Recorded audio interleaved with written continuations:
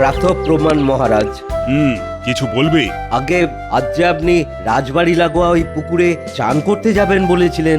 হ্যাঁ, যাবো তো বটেই, তবে তার আগে গোপালকে আসতে দাও। এসে গেছি মহারাজ, চকচকে টাকে তেল ঘষে কাঁধে গামছা নিয়ে ঠিক সময় মতো হাজির হয়ে গেছি। তাহলে চলো। তা গোপাল, এখনো সাঁতার টাতার কাটতে পারো তো, নাকি ভুঁড়ি বেড়ে যাওয়ার সাথে সাথে সেটাও গোল্লায় চলে গেছে?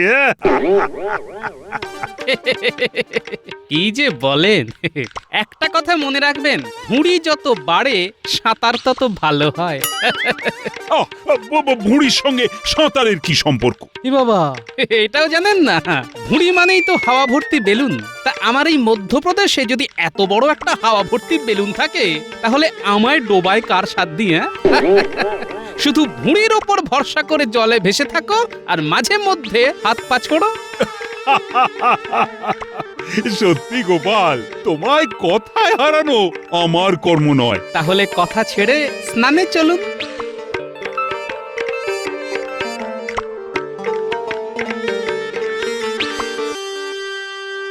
নাও গোপাল, আগে তুমি নামো। ঠিক আছে। ওরে বাপরে বাপ! কি হলো গোপাল? জলে পা দেবার সাথে সাথেই যে পায়ে কুটকুট করে কামড়াতে শুরু করে দিল। আরে কি কামড়াতে শুরু করে দিল? মাছ! মহারাজ, আপনার পুকুর তো দেখছি মাছে একেবারে টইটম্বুর হয়ে গেছে। তাই নাকি? তাহলে উঠে এসো, উঠে এসো। স্নান করবেন না? না না না, তার চাইতে বরং সকলে মিলে একসাথে মাছ ধরবো। রক্ষী, আজ্ঞা করুন মহারাজ। আর শোনো, দৌড়ে গিয়ে রাজসভার সকলকে খবর দাও। বলবে আজ রাজসভা ছুটি, সকলে যে যার ছিপ চার আর টোপ নিয়ে যেন পুকুর পাড়ে চলে আসে। যথা আজ্ঞা মহারাজ। যাও গোপাল, মাছ ধরার জন্য যা যা দরকার সবকিছু নিয়ে চট করে চলে এসো। আজ মাছ ধরে সকলকে একবারে তাক লাগিয়ে দেব। কিকো, তোমার মাছের চারের মশলা গুঁড়োনো হলো? হ্যাঁ, হয়ে গেছে। যাই, এবার পিঁপড়ের ডিমের সাথে ময়দা মেখে টোপটা তৈরি করে ফেলি। গিন্নি, আমি আসছি। অনেকগুলো মাছ ধরে আনতে হবে কিন্তু। হ্যাঁ, আমি তাহলে আসি গিন্নি।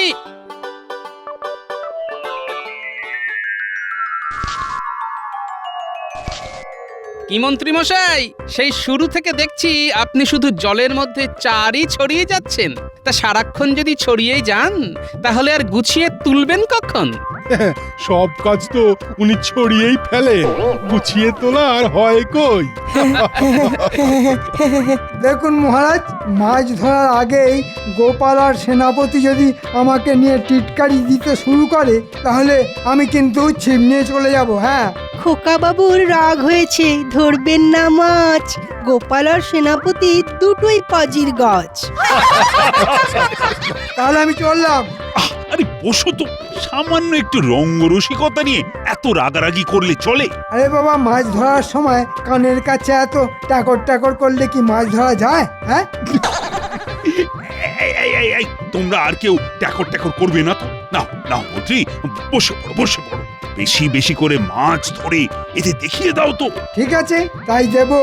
যা চার বানিয়ে এনেছি না, ছিপ ফেলবো আর টকাটক ধরে সকলের চোখ টেরা করে দেব। না না না না না, আর কোনো কথা নয়। সকলে এবার চুপচাপ মাছ ধরতে শুরু করে দাও।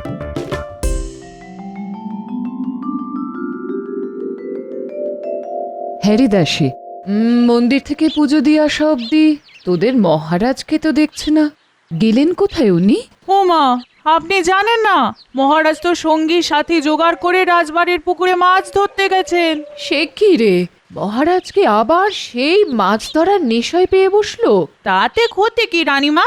মনে নেই সেবারে কত মাছ ধরে নিয়ে এলেন? আমরা সকলে কত আনন্দ করে খেলাম। সে খেয়েছিস, বেশ করেছিস, কিন্তু ভাদ্র মাসের এই ঠাঠা রোদে সারা দিন বসে আবার যদি শরীর খারাপ করে, তখন তো সামলাতে হবে আমাকেই। আপনি মিথ্যে চিন্তা করছেন রানীমা, দেখবেন কিচ্ছু হবে না মহারাজের। শোন, পাচক ঠাকুরকে লুচি আর সুজি বানাতে বল। বানানো হয়ে গেলে তুই নিজের হাতে পুকুর পাড়ে গিয়ে দিয়ে আসবি।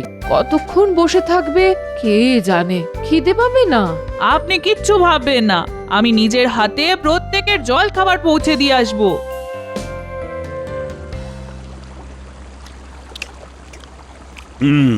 তা গোপাল চন্দ্র, এই যাবৎ কটা মাছ ধরলে? আগে ওই 100 ওজনের গোটা চারেক রুই। বাহ, সেনাপতি তুমি কটা পাকড়ালে? আগে একটাই কাতলা, তবে ওজন প্রায় 250। বাহ, তুমি যেমন বিশাল বপু তেমনি বিশাল কাতলাই ধরেছ দেখছি। তা রাজবৈদ্য আর রাজপণ্ডিত? আমি একটা বাটা তুলেছি। আর আমি ধরেছি গোটা 6 চিংড়ি। মহারাজ, সকলের কাছেই তো জানতে চাইলেন, তা মন্ত্রী মশাইয়ের কাছ থেকেও জানুন। তখন থেকে ফাতনার দিকে তাকিয়ে থাকতে থাকতে ওনার চোখ জোড়া যে টেরা হয়ে গেল। মন্ত্রী কটা ধরলে? না, এখনো ধরে উঠতে পারিনি, তবে ধরবো তো বটেই। আর এমন আকারের মাছ ধরবো না যে সকলে ট্যাড়া হয়ে যাবে। আরে এই তো ফাতনায় টান পড়েছে। ওরে বাবা রে, ওরে বাবা, কি টান রে! হ্যাঁ, এই এই এই এই এই রে, এই রে, এই এই এই এই রে। এ মা! এ কি মন্ত্রী মশাই, মাছের বদলে কোলা ব্যাঙ মাথায় করে জল থেকে উঠলেন? গ্যাঙুর গ্যাঙুর গ্যাং, মন্ত্রীর মাথায় কোলা ব্যাং। এভাবে মাছ ধরা যায়? হ্যাঁ, ও মন্ত্রী মশাই, মাছের বদলে মাথায় করে ব্যাঙ নিয়ে যাচ্ছেন কেন? বাড়ি গিয়ে ভেজে খাবেন বুঝি? মনে রেখো গোপাল, এই অপমানের উত্তর তুমি পাবে।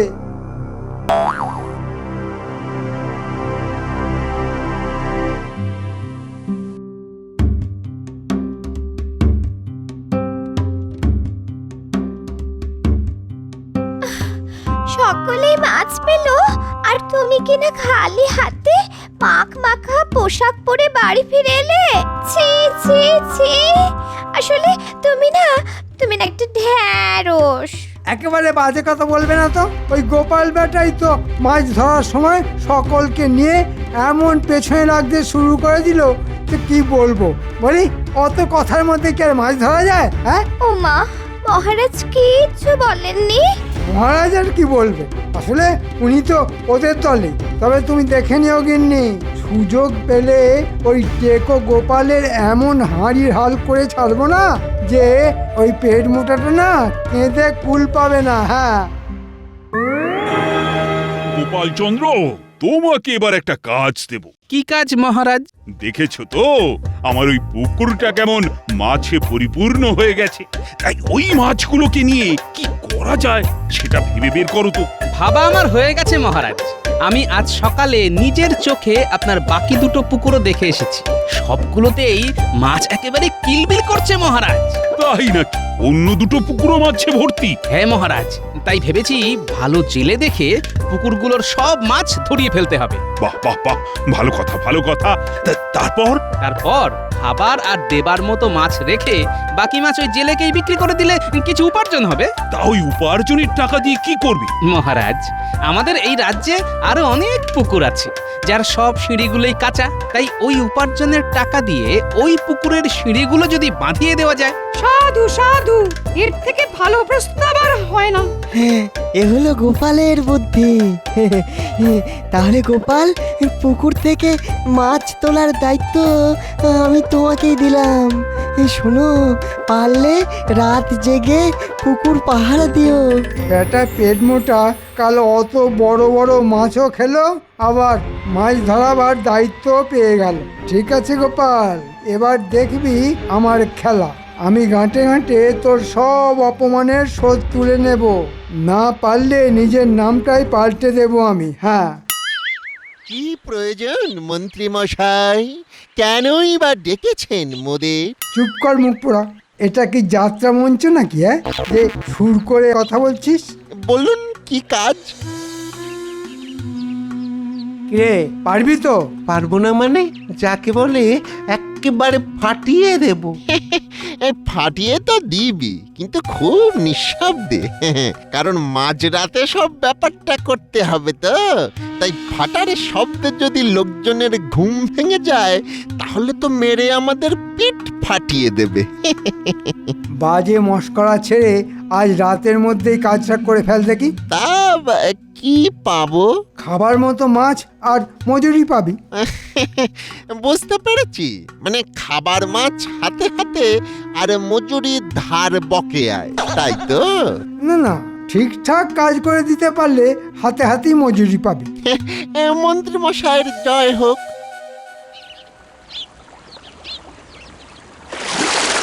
এ কি জালে একটা মাছও পড়লো না কেন? মহারাজ, এই পুকুরে তো একটাও মাছ নেই, তাই পড়েনি। সে কি করে হয়? কালও তো পুকুর ভর্তি মাছ ছিল। কিন্তু এতক্ষণ ধরে তো জাল টানলাম, দেখলেন তো একটা মাছও উঠলো না। তাহলে সব মাছ কোথায় গেল? মনে হয় কাল রাতে চুরি হয়ে গেছে। হ্যাঁ, আমার পুকুরের মাছ চুরি করে নিয়ে গেছে। কার কার এত সাহস? গোপাল, ও গোপাল, কাল রাতে তুমি রাত জেগে পুকুর পাহারা দাওনি? গোপাল রাত জেগে পাহারা দেবে? হাহ, তাহলেই হয়েছে। ও যা ঘুমকাতুরে। কি গোপাল, উত্তর দাও।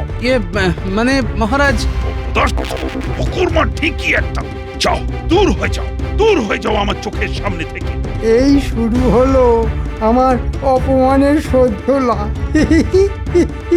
সেনাপতি, কাল অন্য পুকুর থেকে মাছ তোলার দায়িত্ব তোমার উপর দিলাম। দেখো, তুমি আবার গোপালের মতো ডুবিয়ে ছেড়ো না।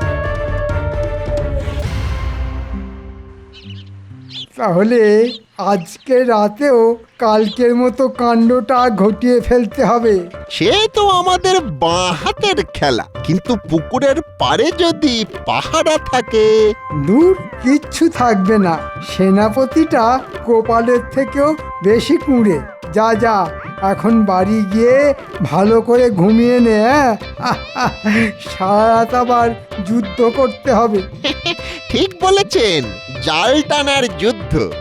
আচ্ছা মন্ত্রী মশাই, মাছ তোলার পর যদি দুটো মাছ গোপালের বাড়ির সামনে ফেলে রেখে আসা হয়, তাহলে তো গোপালকেই মাছ চোর বলে সাব্যস্ত করা যাবে, তাই না? তোর কি বুদ্ধি রে বটা! হ্যাঁ, আয় আয়, তোর গালে একটা হালকা করে আমি খাই। হ্যাঁ,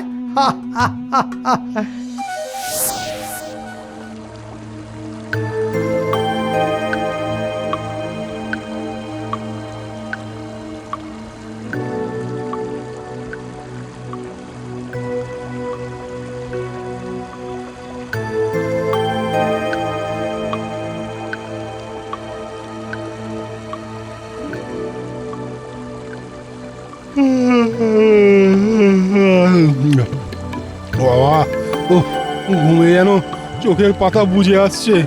এতক্ষণ যখন মাছ চোর আসেনি, তখন আর আসবে বলে মনে হয় না।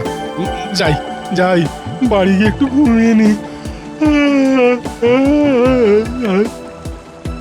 নে, তাড়াতাড়ি জাল টেনে সব মাছ ফাঁকা করে দে।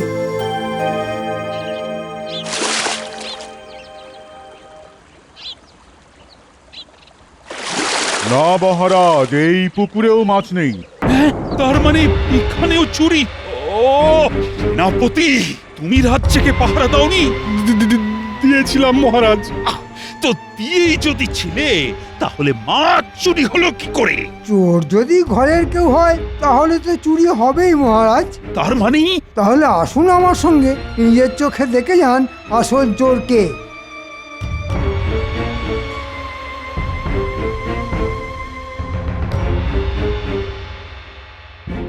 ওই দেখুন মহারাজ, এক জোড়া টাটকা রুই মাছ।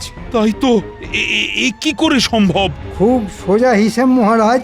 বেটা রাতে মাছ চুরি করে সবটা বেচে দিয়ে শুধু খাবার মতো দুটো মাছ এনে উঠোনের ওই এক কোনায় লুকিয়ে রেখেছে। গোপাল, গোপাল, ও গোপাল, এতক্ষণ ধরে ঘুমোচ্ছিলে? আগে মানে রাতে শুতে একটু দেরি হয়ে গিয়েছিল মহারাজ। সে তো হবেই, অনেক রাত ধরে মাছ চুরি করেছিলে না? এসব কি বলছেন? আমি মাছ চুরি করেছি? আলবাত করেছো। এই তো তার প্রমাণ। আপনার কোথাও একটু ভুল হচ্ছে মহারাজ। না না না, কোথাও কোনো ভুল হচ্ছে না। শুধু তোমায় চিনতে আমার একটু ভুল হয়েছিল। ছি ছি ছি ছি ছি, চোর কোথাকার! আপনি আমায় চোর বললেন মহারাজ? বলেছি, বেশ করেছি। আর কান খুলে শুনে রাখো, আজ থেকে 7 দিনের মধ্যে তুমি এই কৃষ্ণনগর ছেড়ে চলে যাবে, এই আমার শেষ কথা। চলে এসো সবাই। হায় ভগবান, এও ছিল কপালে, হ্যাঁ? শেষে চোর অপবাদ দিয়ে রাজ্য ছাড়তে হবে গো। কেদো না গিন্নি, আমিও এর শেষ দেখে ছাড়বো। শোন, তোদের সাথে আমার কথা আছে। খুব চুপি চুপি মন্ত্রী মশাইয়ের বাড়িতে গিয়ে দেখে আয় তো ওখানে কি হচ্ছে। শুধু দুজন যাবি, পুটি আর গুলটে। ঠিক আছে গোপাল দাদু।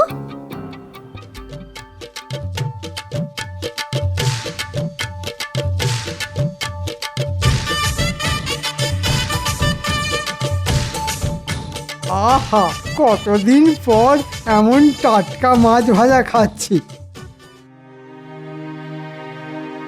খুব মাছ ভাজার গন্ধ ছাড়ছে, তাই তারে পুটি। চল চুপি চুপি দেখে আসি।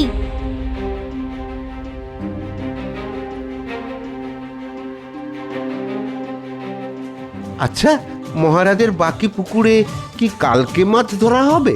আহ, সে তো হবেই।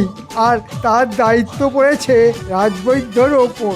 মন্ত্রীমশাই, আজ আর মাছ চুরি করা বোধহয় ঠিক হবে না। মনে হয় আজ রাতেও ওই পুকুরে পাহারা থাকবে। সে তো থাকবেই, তবে মনে হয় গভীর রাত। তাই সাঁঝের অন্ধকার নামার খানিক পরেই আমরা মাছ চুরি করে নিয়ে পালাবো। হাহা। আচ্ছা মন্ত্রীমশাই, গোপালকে তো চোর সাব্যস্ত করে দেওয়া গেছে, তাই আর অকারণে মাছ চুরি করার দরকার কি? মাথা মোটা, এই পয়সার দরকার নেই নাকি? হ্যাঁ, সে তো আছেই।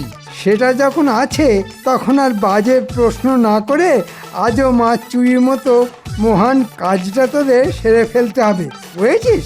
আশা করি বুঝেছিস।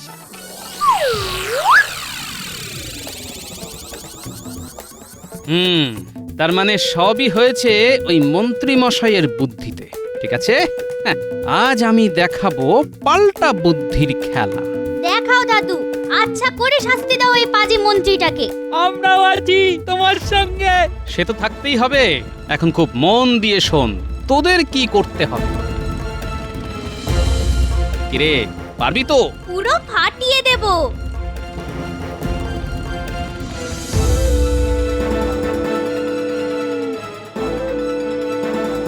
মহারাজ, এ কি, তুমি আবার এসেছো কেন? না না না, তোমার মতো চোরের কোনো ক্ষমা নেই।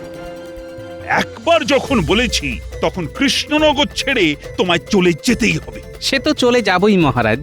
তবে আজ যদি প্রথম রাতের দিকে আপনার 3 নম্বর পুকুর পাড়ে আসেন, তাহলে এক মজার নাটক দেখতে পাবেন। হ্যাঁ মহারাজ, ঠকবেন না। নাটক দেখে আপনার জ্ঞান চক্ষু খুলে যাবে কিন্তু। আমি তাহলে এখন আসি মহারাজ।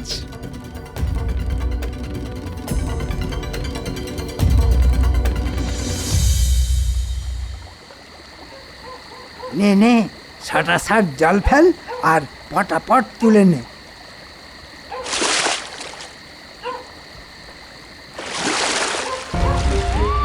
এরে বদমাশ মন্ত্রী, তুই যদি সব পুকুরের সব মাছ তুলে নিস তাহলে আমরা খাবো কি?